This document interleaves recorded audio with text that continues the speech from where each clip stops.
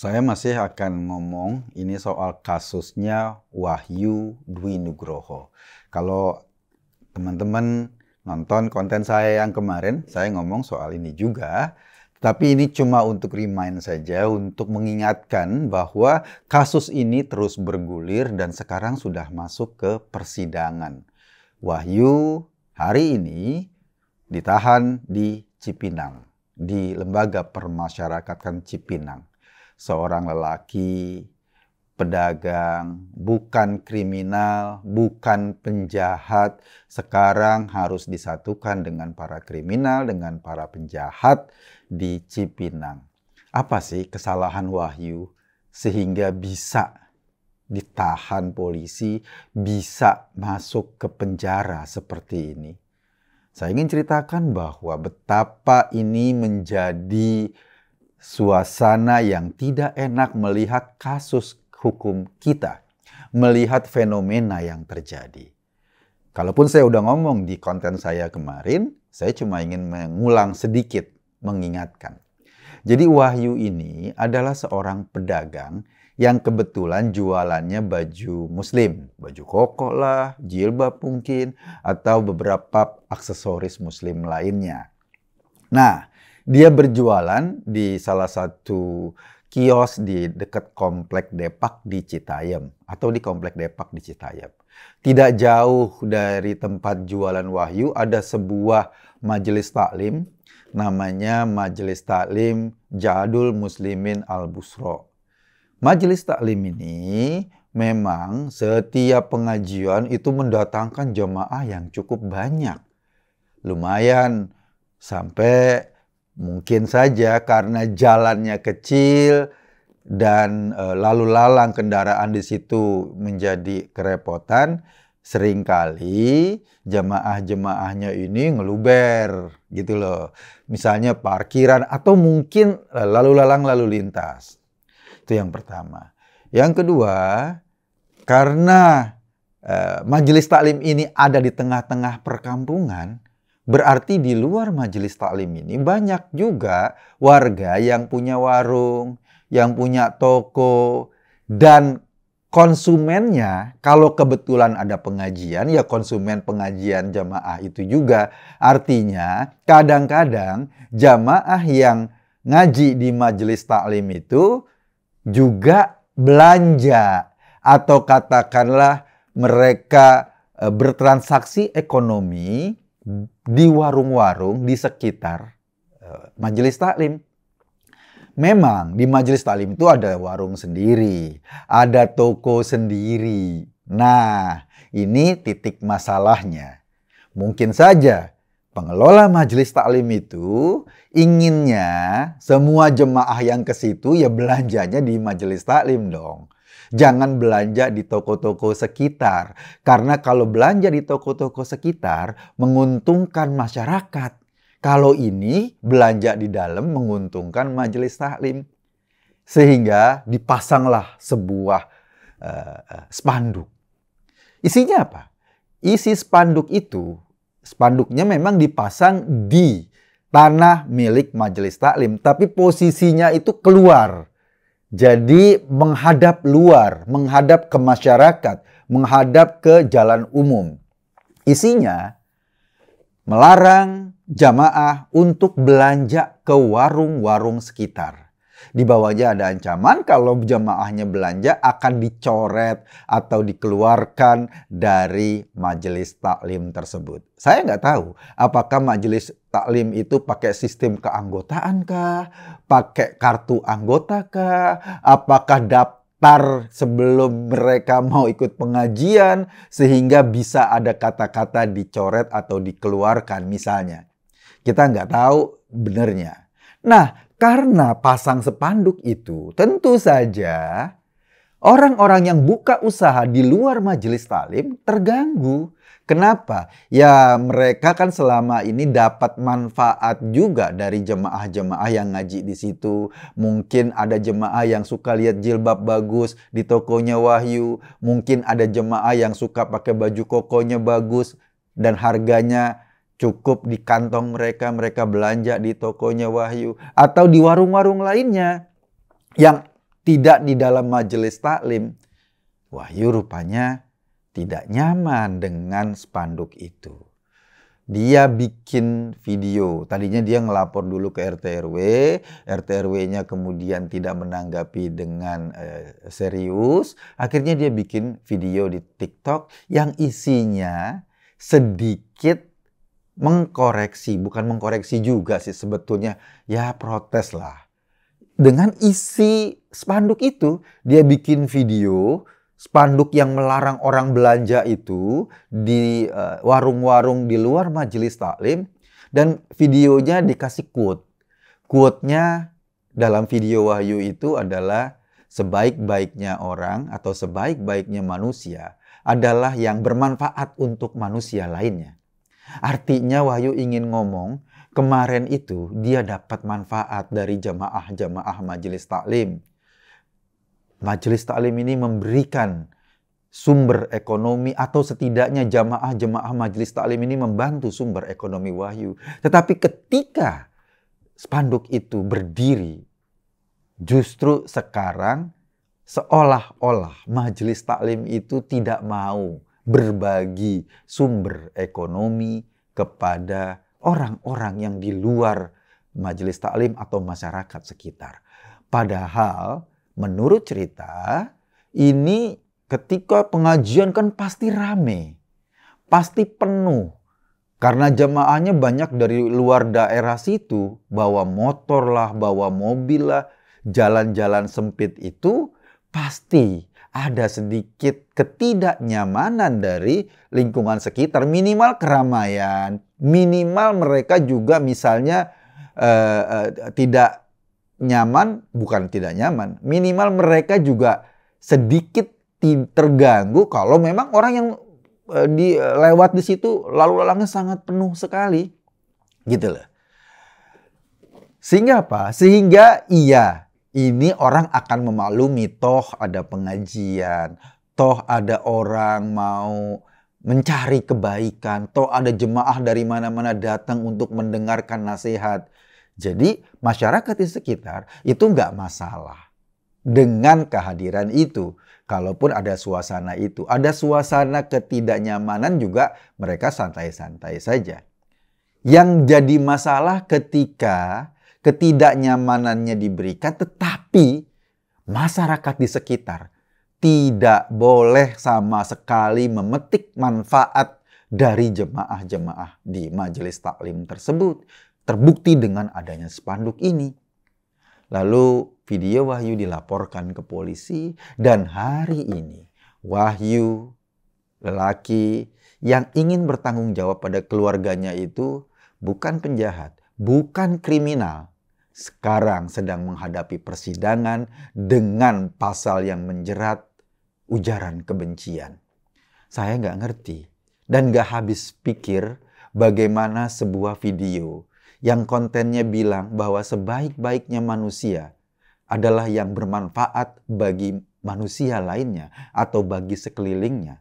Dan menurut saya ini diambil dari kutipan hadis Nabi, tapi justru dipolisikan oleh majelis taklim yang setiap saat mengagungkan atau menggaungkan nama Nabi. Ada yang paradok di sini. Ada yang aneh di sini.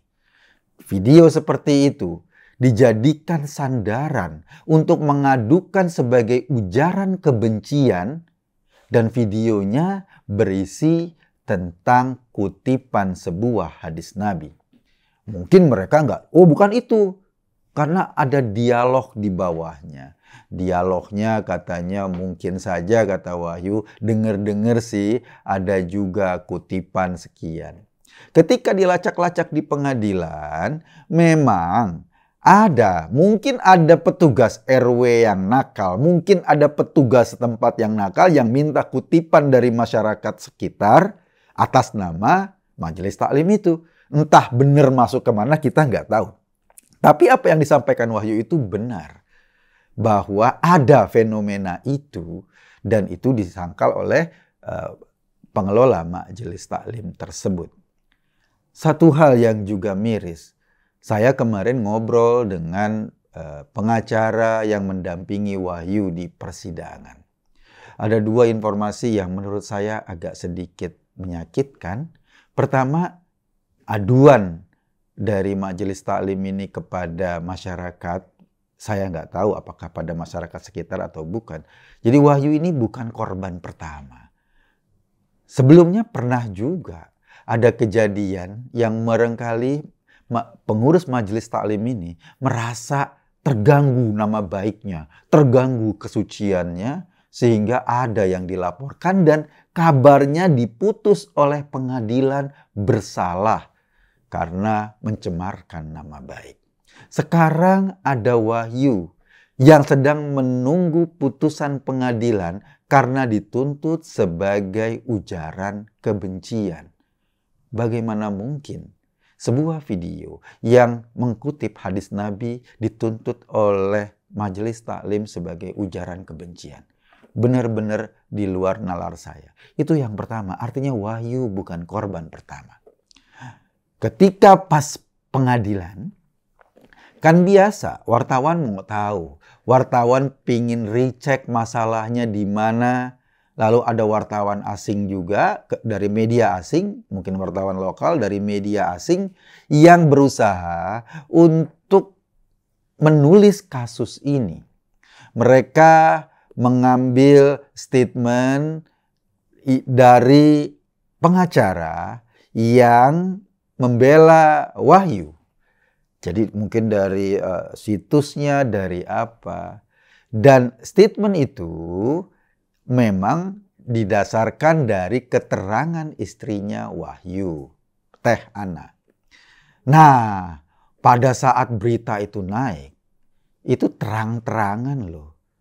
Salah seorang keluarga dari pimpinan majelis taklim itu mengancam Teh Ana. Berikutnya Teh Ana yang akan dilaporkan. Teh Ana yang akan dilaporkan untuk mengikuti jejak suaminya, berurusan dengan hukum, mungkin sampai di penjara.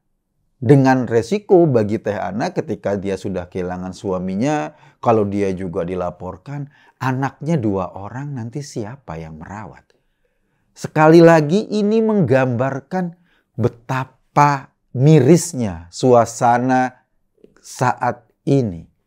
Ketika orang biasa yang bukan siapa-siapa, cuma pedagang baju koko, cuma pedagang pakaian muslimah, sudah dilaporkan dan sekarang mendekam di penjara. Dan ketika istrinya menceritakan kejadian membela suaminya, juga diancam akan dilaporkan. Apakah orang-orang yang mau melaporkan ini, yang kalau pengajian ngomongnya surga, kalau pengajian ngomongnya akhlak, mau menghancurkan kehidupan satu keluarga, punya anak kecil 2 orang, hanya karena ego mereka terganggu, hanya karena harga diri mereka terganggu, mereka mau merusak satu keluarga. Bukankah sudah cukup penderitaan yang dialami oleh Teh Ana sebagai istrinya Wahyu ketika suaminya, orang baik itu, orang yang cuma bekerja untuk menafkahi keluarganya, sekarang harus mendekam di penjara? Apakah mereka nggak puas cuma memenjarakan Wahyu sampai sekarang mengancam istrinya lagi untuk juga dipenjarakan? Apa tujuan mereka? Saya nggak ngerti apa tujuan mereka. Tetapi yang pasti barangkali dengan memenjarakan Wahyu, mereka ingin mengatakan kepada semua orang atau kepada masyarakat di sekitar situ atau kepada siapapun, jangan coba-coba untuk sedikit pun mengungkapkan keresahan atau mengungkapkan protes terhadap apapun yang dilakukan oleh majelis taklim itu. Kalau Anda coba-coba untuk sedikit protes saja, Anda akan bernasib seperti Wahyu. Kalau Teh Ana coba-coba untuk membela suaminya, Teh Ana akan bernasib seperti Wahyu. Ini suasana yang menurut saya luar biasa. Sekarang prosesnya masih di pengadilan. Wahyu sedang menjalani proses hukum yang mestinya nggak harus atau tidak pernah dia alami. Sekali lagi, Wahyu bukan penjahat. Dia bukan maling. Dia bukan kriminal. Dia menjual baju muslim. Dia memberikan jasa kepada orang-orang yang ingin mengenakan pakaian muslim atau muslimah. Dan kini, atas videonya tersebut, Majelis Taklim itu ingin memenjarakan Wahyu. Kita tentu saja orang-orang biasa yang pemahaman agamanya biasa-biasa saja, ingin melihat contoh bagaimana kehidupan bermasyarakat diajarkan oleh tokoh-tokoh agama. Bagaimana kehidupan bermasyarakat ditampilkan oleh ajaran yang menyebut dirinya Majelis Taklim. Sehingga ketika kita memasuki pengajian atau kita memasuki kajian-kajian agama, saat keluar akhlak kita jadi jauh lebih baik. Karena apa? Karena kita bisa berbuat baik dengan tetangga, kita bisa berbuat baik dengan orang lain, kita bisa bermanfaat untuk sekitarnya. Kita ingin contoh itu. Agar apa? Agar kita sebagai orang-orang biasa ini nyaman ketika kita masuk ke dalam sebuah majelis taklim. Karena yang diajarkan adalah kebaikan. Sebab keluar dari situ, perilaku kita berubah jadi makin nice, makin baik pada tetangga. Tetapi kalau sebuah majelis taklim mengajarkan bagaimana agar orang-orang lain, tetangga-tetangganya, nggak dapat manfaat dari mereka dengan spanduk itu. Karena jemaatnya nggak boleh membeli barang-barang di luar atau di warung-warung sekitar. Ajaran apa yang bisa kita dapatkan dari suasana seperti ini? Akhlak apa yang bisa kita pelajari dari keserakahan seperti ini? Apakah mereka nggak bisa berbagi sedikit saja? Rezeki, kalau mereka buka pengajian, berbagi sedikit saja pada rezeki ke masyarakat sekitarnya yang mungkin pernah merasa nggak nyaman karena jamaahnya banyak, jalanan jadi macet, jadi rame. Yang mungkin ketika mereka mau istirahat barangkali speaker pengajian itu sampai terdengar ke rumahnya, mungkin mereka punya bayi yang lagi sakit.